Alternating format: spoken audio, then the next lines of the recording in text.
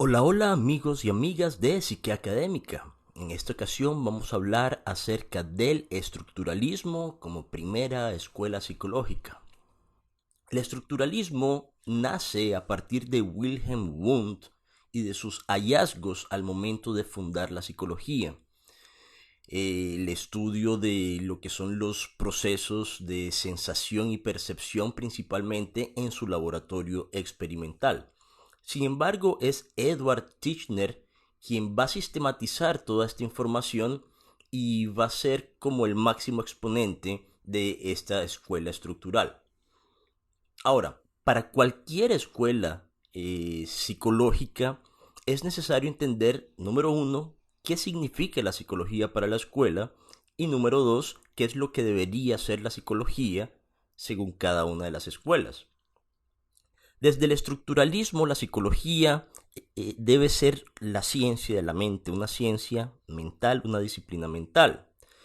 ¿Qué quiere decir esto? El estudio principal va a ser los procesos mentales. El estructuralismo intenta responder principalmente la pregunta de qué es la mente y cuáles son los contenidos que hay en la mente.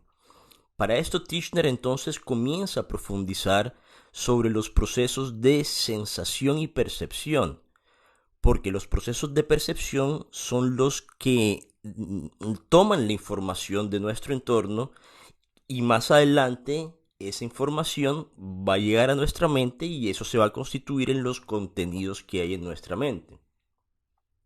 Principalmente Titchener se basó en los procesos de introspección. Utilizó, al igual que Wundt, la introspección como método en su laboratorio experimental. La introspección es que la persona pueda ser consciente de los procesos mentales, en este caso bajo las variables controladas de un laboratorio experimental. Se colocaban estímulos ambientales, la persona respondía, los procesos que pasaban por su conciencia y eso iba a ser los resultados desde Titchener.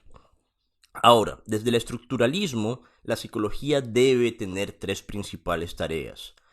Número uno, el descubrir cuáles son los elementos de la percepción. Esto suena bien, pero tenemos que entender a qué se refiere Titchener con elementos. Un elemento se va a constituir como la partícula más pequeña de la percepción. Por ejemplo, hablando de la percepción visual, si descomponemos lo que nosotros podemos ver, descomponemos la realidad y cada vez la vamos a descomponer más cuando ya hallamos ese punto que no se puede descomponer más, eso sería un elemento, en este caso, de la percepción visual. Percepciones habrían tantas como sentidos tenemos, percepción visual, auditiva, olfativa, gustativa, etcétera. En ese caso, Titchener se dice que halló aproximadamente 30.500 elementos de la percepción visual. Descompuso la realidad tanto que comenzó a ver cuáles son esos elementos y halló un total de 30.500, igual con cada uno de los sentidos. Esa era la primera tarea que debería hacer la psicología y el psicólogo. Una segunda tarea sería encontrar cómo estos elementos comienzan a asociarse para constituir una realidad total. Primero atomizamos la realidad para después comprender cómo estos pequeños átomos elementos se unen para constituir la realidad como tal. Y una tercera tarea muy acorde a la visión de Wundt a través del camino de la fisiología era entender estos procesos de asociación de elementos y elementos con bases fisiológicas. Intentó colocar o descubrir las bases fisiológicas de cada uno de estos procesos. Sin embargo, esta tercera tarea fue una tarea inconclusa porque no existía la tecnología o la ciencia que tenemos hoy día para poder comprender la fisiología de estos procesos de sensación y percepción. El estructuralismo es una escuela extinta prácticamente, que no se utiliza.